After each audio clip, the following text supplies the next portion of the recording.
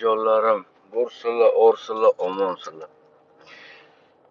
Endi sali nima deydi?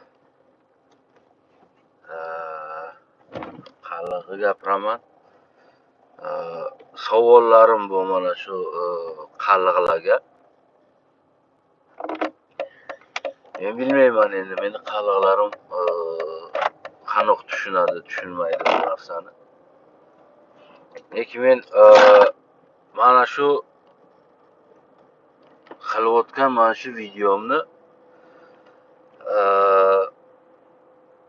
agar qaysi bir qalliq ko'rib qolsa, mana shu videoni mana shu nimani boshqa qalliqlarga, mana xususan Afg'onistondagi qalliqlarga,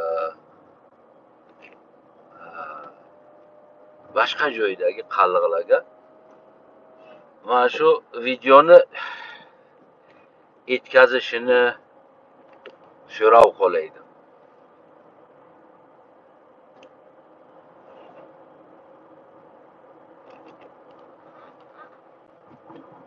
Men dunyoga qarab turaman, ko'p shu nimalarni ko'raman-da, endi shu boshqa joyga yashaydigan boshqa millatlarni ko'raman. Keling mana shu Afg'onistonni olayliklar. Mana shu Afg'onistonga qalliqdan bo'lak hamma millat o'z millatini biladi. Turkman o'zini biladi, Hazora o'zini biladi, Tojik o'zini biladi, Pashtun o'zini biladi kimligini. Ya'ni avlodlarini, ajdodini, tarixini biladi.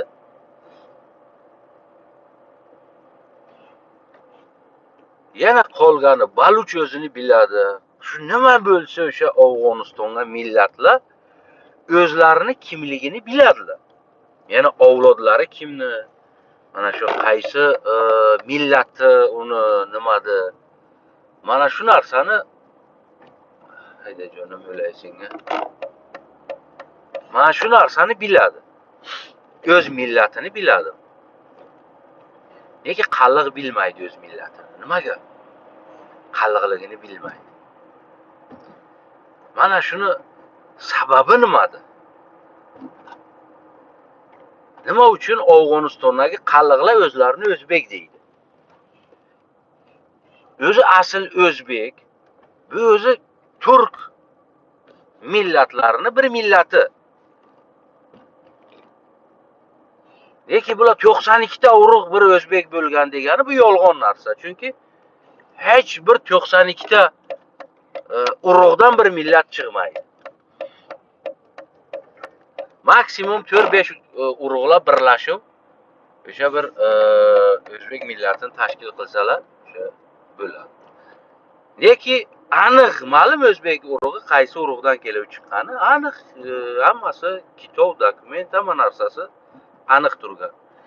Qalliq qandoq bo'lib o'zbek bo'ladi? Men mana shu savolga men hech bir javob topa olmayman. Qandoq qalliq o'zbek bo'lishi mumkin? Yo qandoq qalliq qozoq bo'lishi mumkin? Qandoq qalliq turkmen bo'lishi mumkin? Qandoq qalliq qirg'iz bo'lishi mumkin? Nima uchun mana shu Afg'onistondagi, oddiy misol olib kelaman. Afg'onistondagi dunyoga ikkita millatmi o'zini yo'qotgan millat. Biri Sug'di, ikkinchisi qalliq.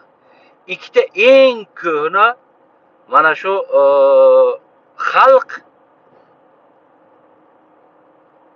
o'z tarixini, o'zini kimligini yo'qotganlar. Mana Samarqand, Buxoroning xalqi, Xorazmning xalqi, bular Sug'dliklar, asl Sug'dlik. Mana shu ikki xalq o'zini kimligini yo'qotgan. Bilmaydilar. Biri o'zini biz Forsmiz deydi, biri o'zini bilmayman biz Tojikmiz deydi, biri o'zini bilmayman biz Eronlikmiz deydi. Lekin asl Sug'di, bu til Eroniy til. Misol qozoq ham turkiy til, qirg'iz ham turkiy til, o'zbek ham turkiy til, osmonilar ham turkiy til. Bu turkiy til. Mana qalliqlar ham turkiy til. Mana Turk, Barlos, Kaltatoy, Nayman, bular hammasi turkiy tillar. Qoraqalpoq, bular turkiy til. Lekin genetikalari har xil bularning. Shuni.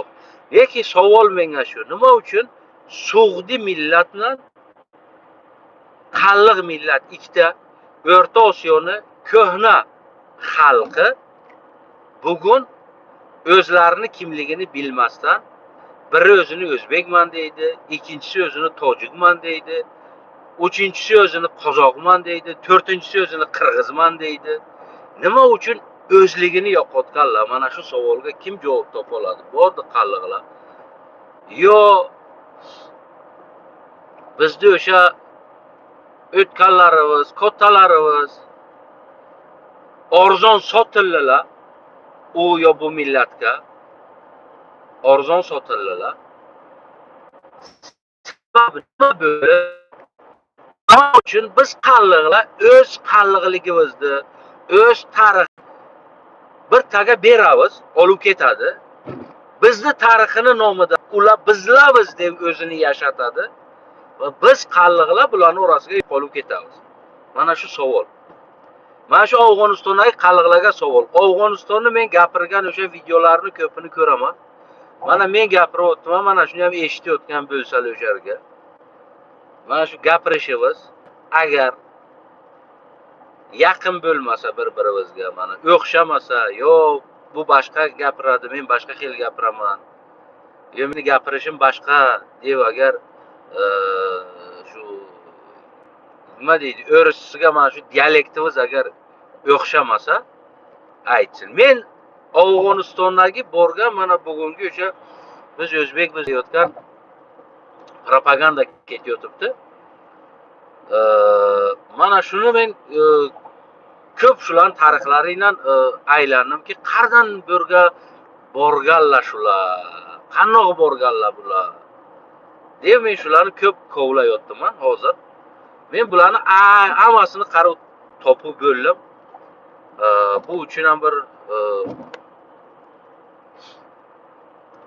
alohida bir shu video bo'ladi. Qay etaplardan bu Afg'onistonga qolib ketdilar bu turklar, ya'ni qalliqlar. Bo'ra boshqa barloslar ham bor, bo'ra naymanlar ham bor bularning ichiga. Faqat o'zlarini yo'qotdilar. O'zini yo'qotdi. Chunki bularning ichiga o'sha tepadagilarni arzon sotildilar. O'z tarixlarini, o'z madaniyatlarini, o'z qalliqliklarini mana shu saqlab qola olmadilar. Kimliklarini yo'qotdi. Mana bugun bir odam keladi, sen deydi o'zbeksan desa, ha men o'zbek ekanman deydi. Ikkita xileb idiga bir tasib bersa, aytsa-ki sen turkmansan desa, ha men turkman ekanman deydi. Vaqtiga deydi bizni turkman deydilar bular deydi. Bu yerga. Keyin o'zi biz o'zbek bo'ldik deydi. Lekin asl o'rga ko'p qabila millatlar bu, turkiy millatlardan. Eng ko'pi qalliq Afg'onistonga. Mana shu turklar eng ko'pi qalliqlar. Endi o'zbeklar ham bu. Buni hech kim aytmaydi yo'q deb. Keyin etap bo'lgan o'zbeklar ham bu. Aynan o'sha mana shu Shayboniyxonni, mana shu Chingizxonning urug'idan chiqqan o'zbek nomini olgan o'zbeklar ham bu. Lekin eng ko'pi qalliq o'ra. Eng ko'pi mana shu qalliqlar. Nima uchun Qozog'istondagi qalliq o'z qalliqligini yo'qotdi? Nima uchun Qirg'izistondagi qalliq o'z qalliqligini yo'qotdi? Nima uchun O'zbekistondagi qalliq o'z qalliqligini yo'qotdi? Bir savol. Nimaga bizning bobolarimiz, mana bizning avlodlarimiz qalliqlar Tojikistonga ham qolib ketgan bo'lsa, bugungi endi Tojikistonga ajralgan yerga qolib ketgan bo'lsa, asli o'z yerlari. Lenin, Stalin, arabizatsiya, leninizatsiya, stalinizatsiya bo'lgan ham bo'lsa, mana shu o'rtaga nima uchun bizni bobolarimiz qalliqliklarini yo'qotmadilar. Bir-biriga etkizdilar, keldilar. Mana menga ham aytaydiki, mana shu bobom aytaydi, "O, balam sen qalliqsan, sen qalliqsan, balam sen qalliqsan." Bizlar qalliqlamiz. Yodingdan chiqmasin balam. Biz qalliqlamiz deb qalliq to'g'risiga mana shu meni bobom umriga na Alisher Navoiy kitobini o'qigan, na boshqa kitobini o'qigan. Mana shu Toyir Zuhra bu o'zi asl o'sha bir turkiy hikoyalardan, qadimgi bir turkiy hikoyalar desak bo'ladi. Mana Toyir Zuhra aynan Tojikistonga hozir o'sha Toyirsuv, mana shu Dang'ara G'arg'aran tepasi, G'arg'ara aynan Dang'ara Toyirsuv bu. Aynan ana shu yerga o'tgan qissalar deydi. Bu bo'rga bo'lgan narsalar deydi. Bobom aytaydi. O'shalarga borib bizni ko'rsataydi. Mana shu suvlarga bo'lgan Toyirda qissalari, mana shu o'tgan shu istoriyalar deydi-da. Toyir qaytishga o'sha tog' deydi, Toyirni tuyasini qisganga mana shu she'r aytilgan ekan. Bu tog'lar baland tog'lar, g'arib oyog'ini bog'lar, g'aribga g'arib yig'lar, men g'aribga kim yig'lar degan shu Toyir aytgan. Toyir Zuhra, mana Go'ro'g'liga ham Go'ro'g'li aytishgan, mana shu Toyir Zuhra va ana Qoraxon mana shu narsalar bu. Keyin Alijon shahri bu. Mana shu Tojikistonga. Men joyini bilaman. Men bobom ko'rsatgan u joylarni menga. Endi hozir aytsam, hozir tojiklarlarda aytadi, bu bizning qal'alari deydi, bizning shahar bo'lgan deydi. Neki o'ra shahar, yerni tagiga qolib ketgan qalliq shahari. Alijon degan qalliqni shahri bu. Alijon qal'asi deydi. Unga she'r ham bu. To'garak degan Tojikistonga bir tog' ham bu. Ana shu tog'ga to'g'ri turgan Alijon qal'asi bu. Shahari. Uni she'ri ham bu. Alijonga dushmanlar kelganga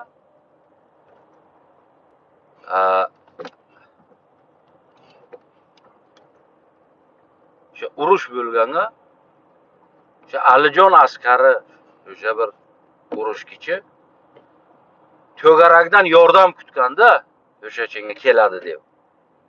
To'garak yordam bermagan. To'garak ham bu shahar bo'lgan, o'sha o'z To'garak qal'asi bo'lgan. Böyle Tojikistonga To'garak qal'asi bu, Alijon qal'asi bu, böyle ko'p qal'a bu. Mana shu Alijon ham qal'asiga bir she'ri bu.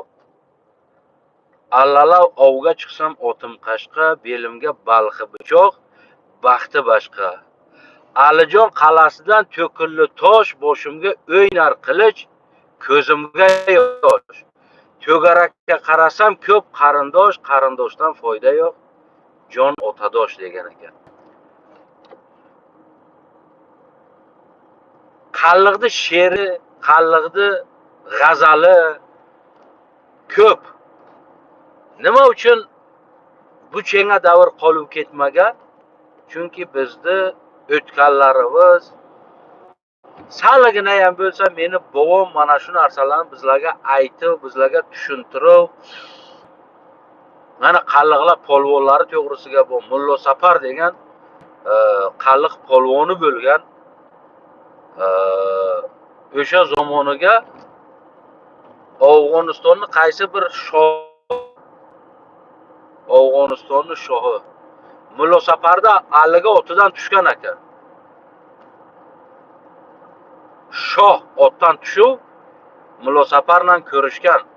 Mullo Safar polvon degan qalliqda polvoni bo'lgan.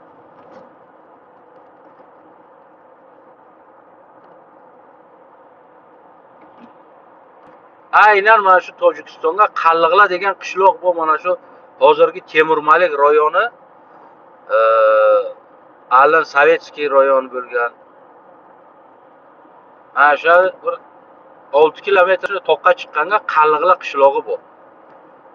Ana shu qalliqlar qishlog'ida tug'ilib o'sgan Mullo Safar polvon bo'lgan.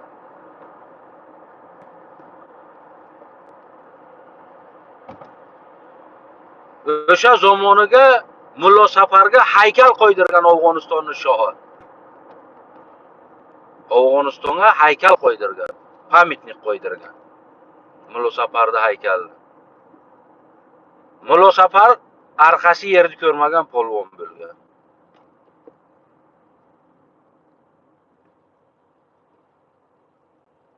Mana shunaqa qalliqlarni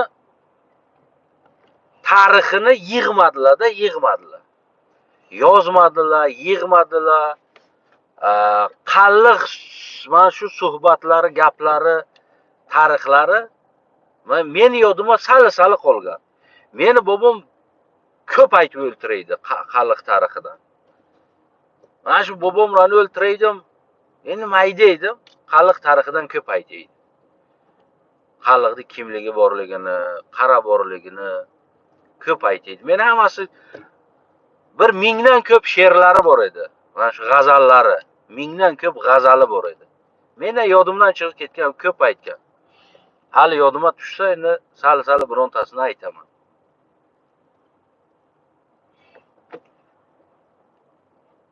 Hali yana bir tasi ham bor edi, bir